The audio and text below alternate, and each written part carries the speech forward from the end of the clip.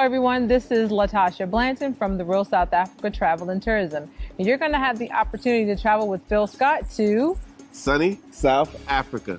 You guys are going to have the opportunity to come to Johannesburg, and you guys are going to be coming to Durban. And we're going to set it up perfectly. It's going to be like a luxury experience for you guys. At the same time, you're going to be getting some culture.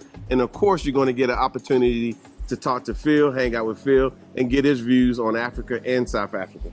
You're also going to get an opportunity to explore the lifestyles here that are available in South Africa. And we're going to do all that for you in an amazing 10 days. We do hope that you go to the website and book, because we do look forward to seeing you here. Absolutely. Our website is therealsouthafrica.com. Go there, scroll down. You'll see a picture of Phil, and just go ahead and book there. So we'll see you here in what we like to call sunny South Africa.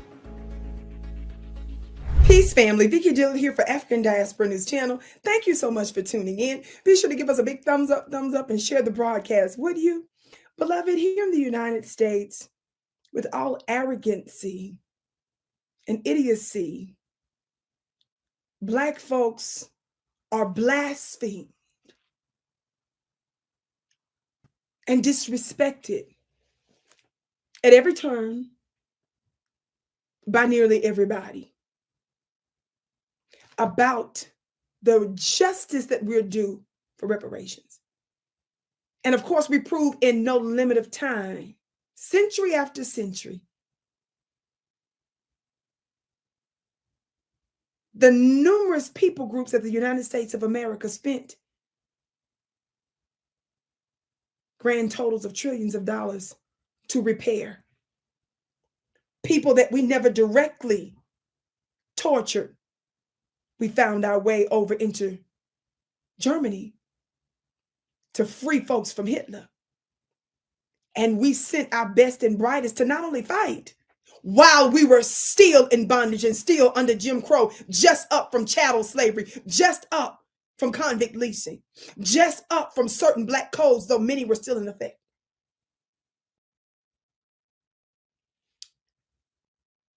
The United States sent engineers and professionals and skilled persons to rebuild the very country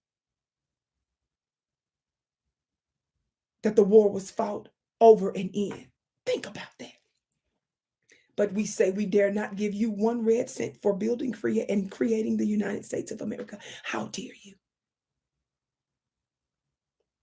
Further supplemental evidence, which we need absolutely none, is this very brief clip. Watch this. Talk about there's the most beautiful wild peach groves down in the Punchbowl. And researcher Paula Westbrook says, like a peach, the area known as the Devils Punchbowl has a pit, a mass grave from the 1860s. Historians estimate that in 1 year, up to 20,000 freed slaves died in contraband camps below these bluffs. When the slaves were released from the plantations during the occupation, they overran Natchez, and the population went from about 10,000 to 120,000 overnight. So they decided to build an encampment for them at Devils Punchbowl, which they walled off and wouldn't let them out. Don Estes is the former director of the Natchez City Cemetery. I just put my own tombstone right there. You see Estes? Learning history's been his life. He says Union troops ordered recaptured black men to perform hard labor. Straight down right here. While women and children were all but left to die in the 3 Punchbowl prisons. Disease broke out among them, smallpox being the main one, and thousands died. They were begging to get out, turn me loose and I'll go home back to the plantation, anywhere but there. But they wouldn't let them out. The Union Army did not allow them to remove the bodies from the camp. They just gave them shovels and said, bury them where they drop. And I'd really like to show you more of this terrain, but it's just too thick with greenery. These bluffs are also straight down, so not only is it dangerous to navigate, it's still very mysterious back there. It's a bed of alligators and snakes.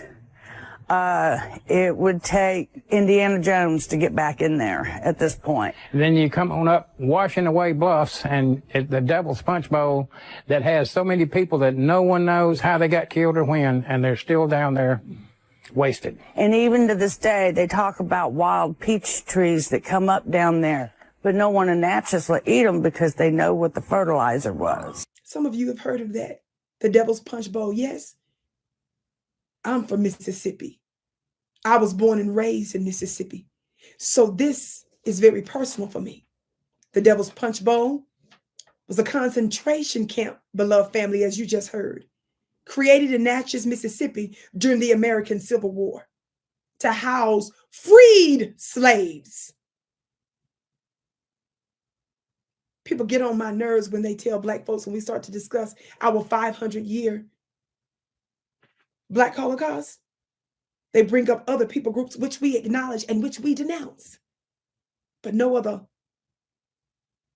human tragedy and global war crime against humanity has ever existed for as long as our 500-year war, without any forms of reparation, and the United States of America continues her oppression. Yes? So when folks say, well, let's not get into an oppression Olympics, I say, of course we can't get into an oppression Olympics, because when you invoke the term Olympics, that means that there can be some sort of competition because you are deemed to be equals. Well, there is no competition because there is no comparison after 500 years. And these concentration camps, in addition to all the other madness, adds further insult to injury. Just a little bit of supplemental information here, which you've heard a bit in the clip. In order to house the large numbers of formerly enslaved Americans, the Union Army created a concentration camp for newly freed enslaved Black persons at a location known as the Devil's Punchbowl. What was it? A natural pit surrounded by bluffs. Many of the formerly enslaved there died of starvation, smallpox, and other diseases. It suggested that tens of thousands, some 20-some thousand plus formerly enslaved people died there in 1 year. It says, however, the scale of the tragedy has been disputed by multiple historians. Watch this. In that clip, did you notice the man say the fruit that grows there? But he said none will eat it. Why? Because the fertilizer was our ancestors' Black bodies.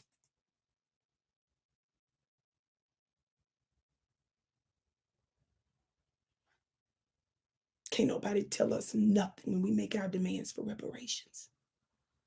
It is the number one political issue for all the righteous and moral and political reasons, but also whether it's medical disparities, educational disparities, business disparities, economic disparities, familiar disparities. There's hardly any sphere or metric, a measurement of society that cannot be traced directly or indirectly to an economic disparity. So when you give and pay your debt of reparations, because that's a debt, you automatically solved a large portion of some of the other disparities that we experience until this day. I can't wait to hear what you have to say about it. I'm a little emotional about this, and for good reason.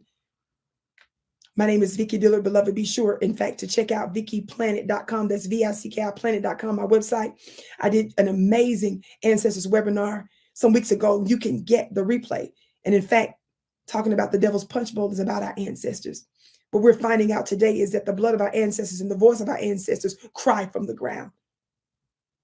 Just like Abel's is said to have been crying from the ground because his brother Cain unalived him. Go to VickiPlanet.com so that you can get the replay. That's VICKIPlanet.com. Of course, share the broadcast here from African Diaspora News Channel. I can't wait to see you